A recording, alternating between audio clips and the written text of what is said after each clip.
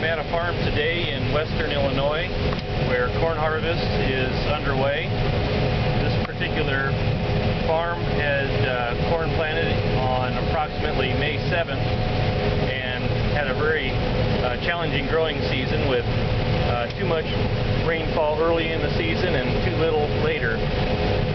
The estimated rainfall during April, May, and June was approximately 22 inches, while the rainfall totals in July and August totaled less than a half an inch.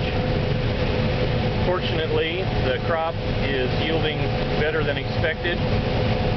Right now, as we look at the yield monitor, we're seeing a snapshot anywhere from around 150 to 200 bushels per acre with a good moisture of around 14%.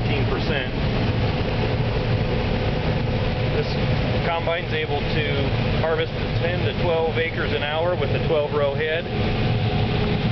And as you can see here, we'll soon be unloading on the go when the grain hopper does fill up.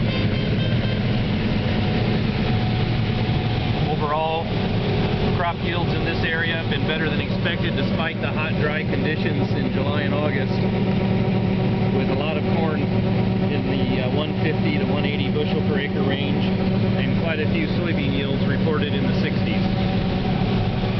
The challenge at this time is the amount of down corn, which requires more time and care when harvesting.